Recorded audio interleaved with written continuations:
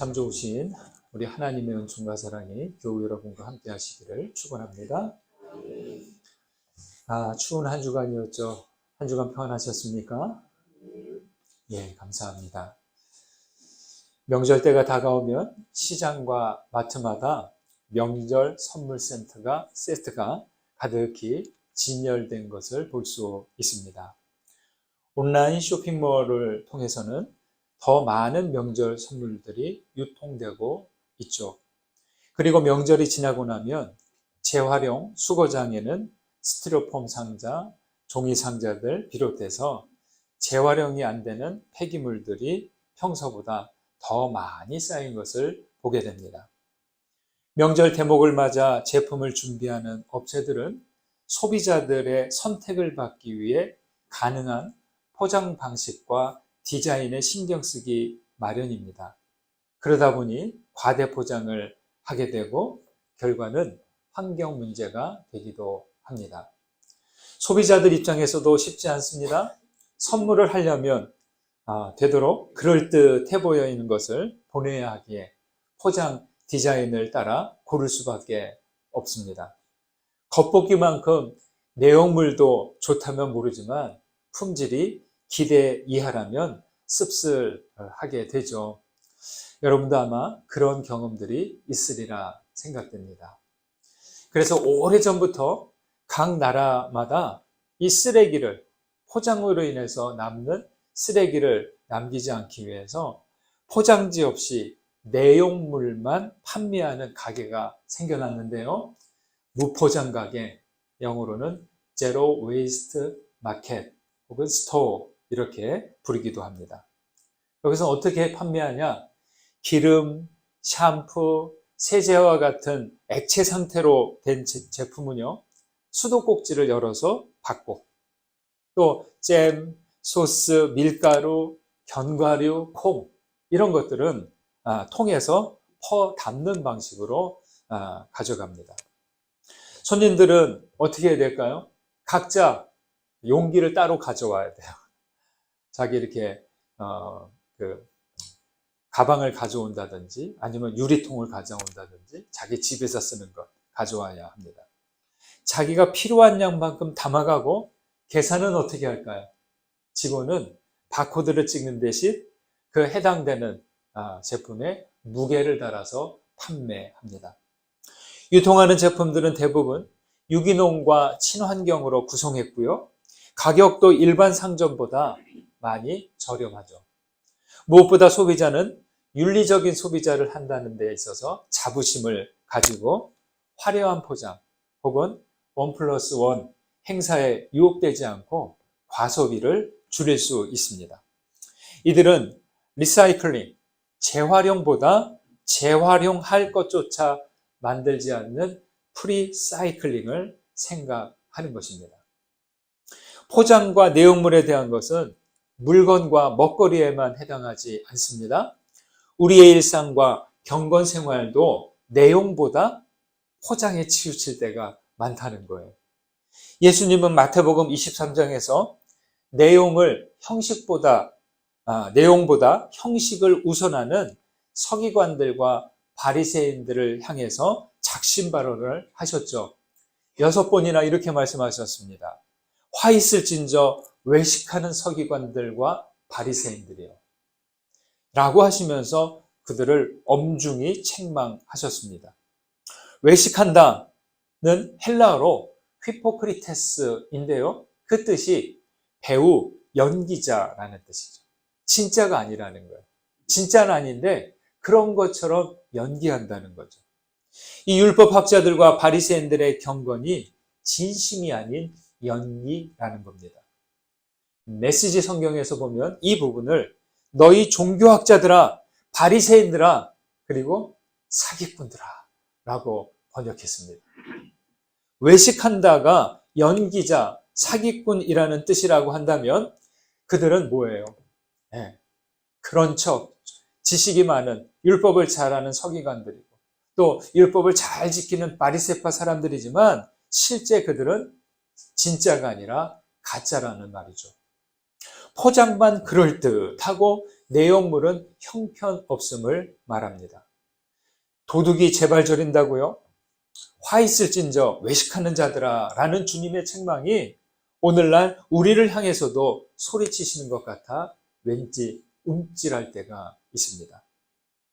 여러분, 우리의 일상과 경건의 삶은 어떻습니까? 삶을 그럴듯하게 포장하다가 정작 삶의 내용이 빈약해져 버린 것은 아닌지 모르겠습니다. 신앙의 삶이 형식에 치우치지 않도록 우리는 각별히 유의해야 할 것입니다. 내면을 살피지 않는 형식적인 경건은 자칫 공허하게 될 수 있다는 점을 기억해야 할 것입니다. 이 시간 말씀을 통해 내용 없이 형식적인 경건에 치우치는 그러한 백성들을 향한 하나님의 말씀을 들어보시기 바랍니다. 이사야서 58장의 말씀은요, 주님께서 기뻐하시는 금식에 대한 말씀으로 포로기 이후 예루살렘 지역의 그 생활을 배경으로 합니다. 패망 이후에 팔레스티나의 땅은 관리가 안 됐어요. 그럼 어떻게 될까요? 농촌 경제가 힘들었어요. 형편없었다는 거죠. 백성들은 거듭된 흉작으로 고생했고요. 곡식을 빌렸다가 갚지 못하면 소장농이 되고 또 다른 집에 종이 되곤 했습니다. 그런데 그와 달리 한편으로는 생활이 여유로운 사람들은 금식을 하면서 철저히 율법을 지켜갔습니다. 상당히 경건한 생활을 했다는 거죠. 간단히 말하면 이런 거예요. 부한 자는 더 부해지고 가난한 자는 더 가난해지고, 양극화가 일어난 것이죠. 하나님은 이런 상황을 참지 않으시고 선지자를 통해 말씀합니다. 백성들은 날마다 주님을 찾고 하나님을 가까이 하기를 즐거워하지만 주님은 그 모습, 보이는 모습 그대로 받아들이지 않으신다는 거예요. 오늘 3절과 4절 말씀을 보시겠습니다. 3절과 4절 있습니다. 우리가 금식하되 어찌하여 주께서 보지 아니하시오며 우리가 마음을 괴롭게 하되 어찌하여 주께서 알아주지 아니하시나이까. 보라, 너희가 금식하는 날에 오락을 구하며 온갖 일을 시키는도다. 보라, 너희가 금식하면서 논쟁하며 다투며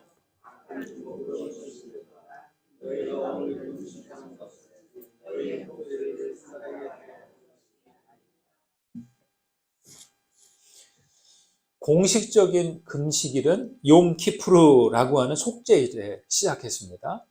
이 속죄일에는 하루 내내 아무것도 안 먹고요. 물론 아무 일도 하지 않는 날입니다. 포로기 이후에는 이 속죄일만이 아니라 많은 금식일 날들이 제도화가 됐어요. 모두 슬픔과 치욕의 날과 같은 그런 날입니다. 하지만 3절에 나오듯이 슬픔과 관련된 금식일이 아니라 오히려 그들은 뭐 했어요? 오히려 태연하게 오락을 즐겼다는 거죠. 선지자는 백성들의 기만적인 금식 행위를 엄중하게 책망합니다. 이스라엘의 금식일은 공동체 전체가 지키는 금식입니다. 포로기 이전에는 속죄의 의미를 생각하고 포로기 이후에는 슬픔과 치욕의 날을 떠올리며 죄를 고백하고 참회하는 날이죠. 그러나 백성들은 오히려 향락을 벌이고 심지어 자기 일꾼들에게 과도한 노동을 시켰습니다. 경건하게 보내야 하는 금식일인데 그들은 다투며 주먹 다짐까지 하는 날이 있기도 했다는 거예요. 그래서 5절에서는 말합니다. 이것이 내가 기뻐하는 금식이냐? 이것이 자기 마음을 괴롭게 하는 날이 되겠느냐? 머리를 갈대같이 숙이고 굵은 배와 재를 편다고 해서 그게 금식이 되느냐?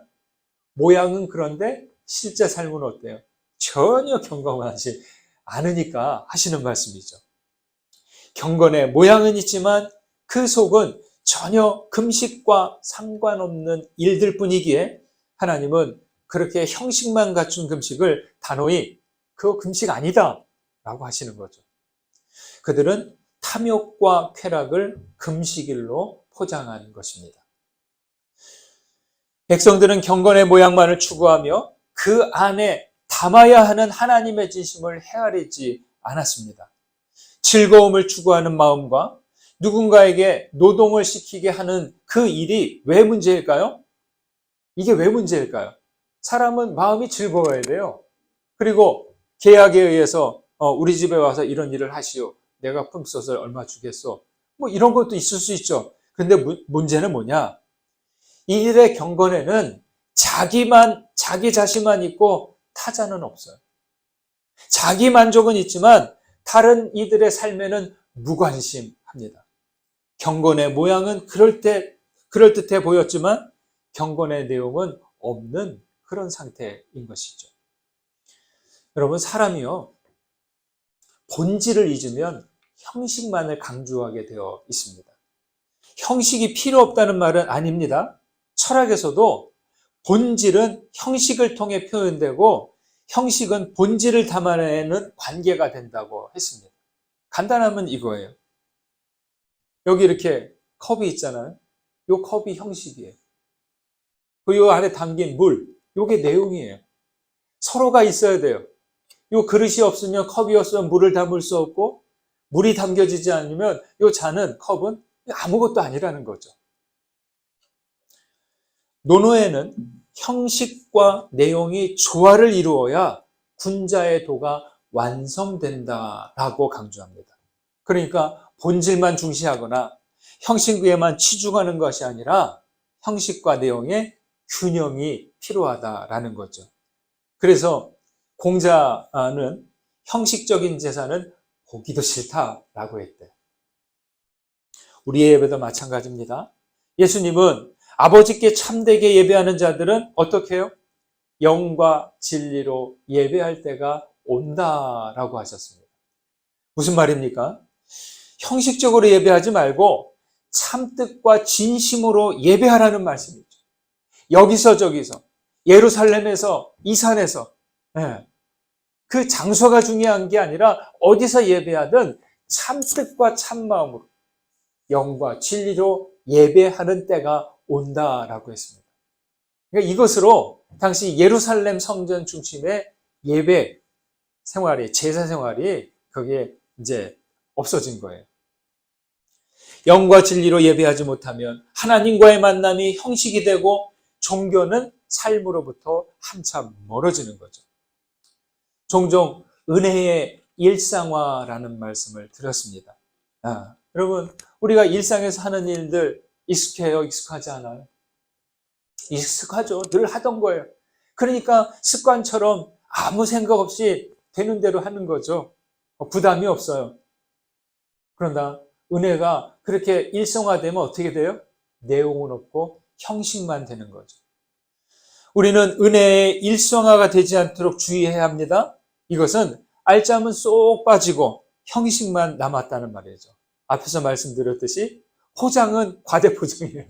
근데 속은, 알맹이는 허접한 상태라는 거죠. 우리의 신앙의 모습은 어떻습니까? 우리의 신앙의 삶이 일상화, 형식화가 되어서 껍질만 남는 그런 상태가 되지 않기를 간절히 소망합니다. 6절과 7절 말씀을 보시겠습니다. 6절, 7절 있습니다. 내가 기뻐하는 금식은 흉악의 결박을 풀어주며 멍에의 줄을 끌어주며 압제당하는 자를 자유하게 하며 모든 멍에를 꺾는 것이 아니겠느냐. 또 줄인 자에게 내 양식을 나누어 주며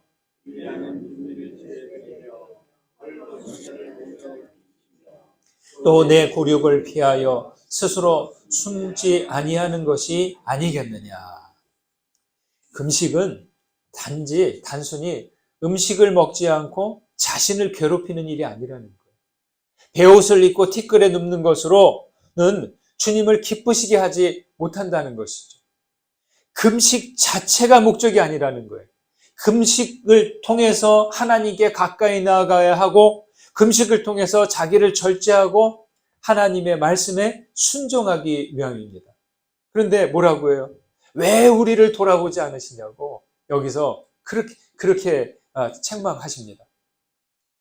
주님께서 기뻐하시는 금식은 자기를 위해서가 아니라 여기에 나왔듯이 압제당하는 자, 줄인 자, 헐벗은 자들을 위해 움직이는 겁니다. 참된 금식이란 자기 소유를 나누어 주는 것이 핵심입니다. 자기 신앙과 자기 재능을 나누어 줄 수 있어야 된다는 거예요.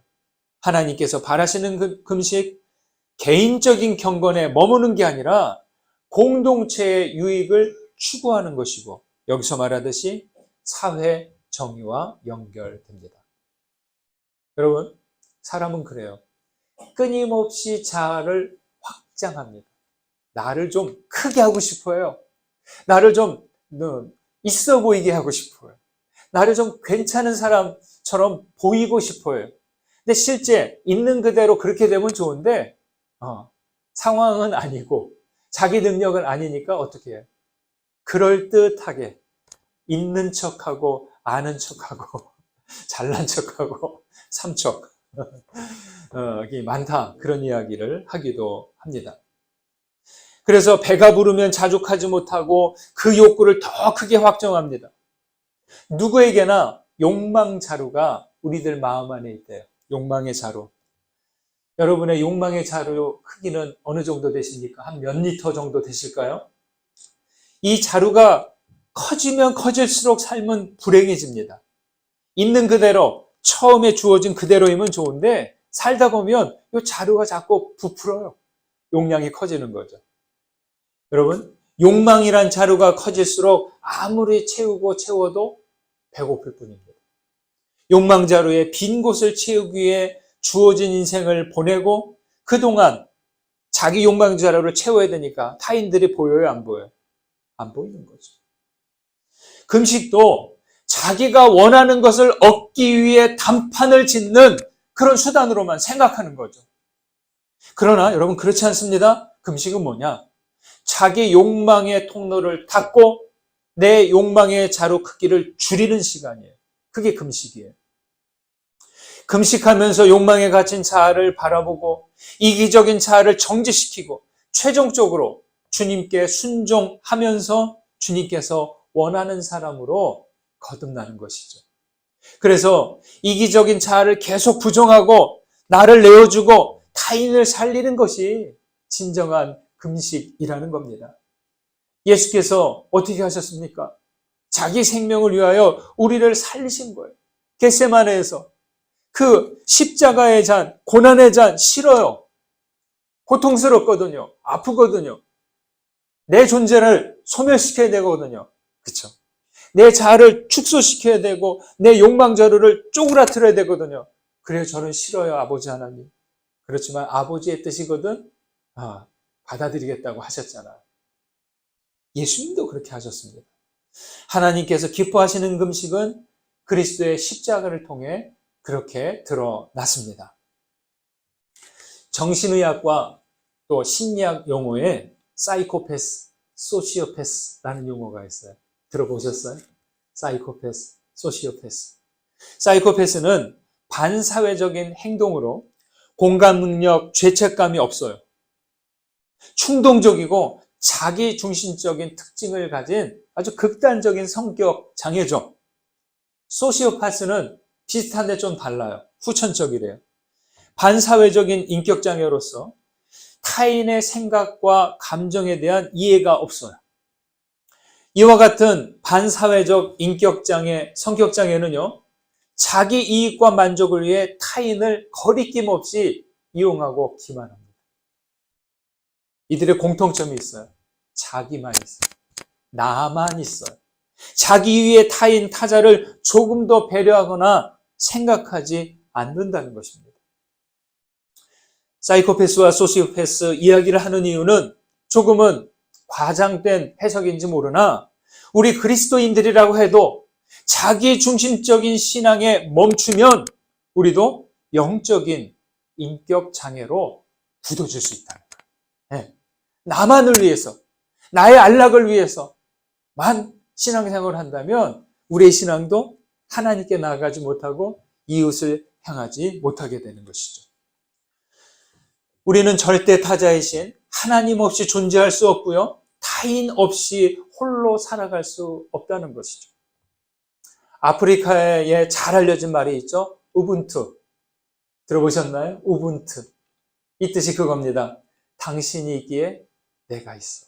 이 뜻이래요. 이게 인사래. 우분투. 당신이 있어 내가 있습니다. 내가 좀 서운한 감정이 있는 사람도, 예전에 내 어렸을 때 나를 한 대 때린 그 사람도, 나를 속여서 무언가를 빼앗은 그 사람도 싫지만 그래도 그 사람이 있어 내가 있다는 거예요. 이거를 아무리 싫어도 인정할 수 있어야 된다는 거죠. 나온 김에 서로 한번 인사해 보실까요? 우분투. 당신이 있어 내가 있습니다. 예. 세상은 갈수록요, 나는 나, 너는 너 라면서 자꾸만 서로를 분리해 놓으려고 합니다. 그러나 그렇지 않습니다. 우리는 나는 우리가 되고 당신도 우리가 된다입니다. 금식은 철저히 하지만 이웃을 생각하지 않는 금식은 우리가 없는 자기만을 생각하는 금식일 뿐입니다. 역사가들은 1차 세계대전이 전통적인 지옥에 대한 믿음을 밀어내버렸다고 합니다. 여러분, 지옥은 어떤 곳이에요? 죄에 매이고 나쁜 짓하고 악을 행한 자들이 내세에 가서 떨어지는 곳이 지옥이라고 생각하잖아요. 이게 전통적인 지옥 개념이에요. 그런데 왜 이렇게 말했냐면, 이미 세계가 전쟁의 참화로 지옥인데 그보다 더한 지옥은 없을 것이라는 거죠. 2번에 걸친 세계대전, 원자폭탄도 터졌어요, 여러분. 멀리서가 아니에요. 서구권에서 원자폭탄을 터뜨린 게 아니라 가까운 일본에다 터뜨렸어요. 아주 극단적인 행위죠. 그러한 일이 어디서든 일어날 수 있다는 거예요. 아우슈비츠, 한국전쟁, 베트남전쟁, 곳곳에서 일어나는 인종 청소들, 20세기의 현대인은 무적행이 열리고 거기서 나오는 악과 고통을 이미 경험했어요. 앞으로도 얼마든지 일어날 수 있습니다. 내세의 지옥을 굳이 말하지 않아도 되는 실제 지옥을 이 현실에서 세상은 경험했고 경험할 수 있습니다. 지옥은 어떤 곳일까요? 제가 전에 한번 말씀드렸는데, 지옥은 나뿐인 사람들이 모이는 곳이래요. 나쁜 사람들이 모이는 곳이라기보다 나만 생각하는 사람, 나뿐인 사람들, 그런 사람들이랑 모였으면 어떻게 돼요? 거기 늘 싸우죠.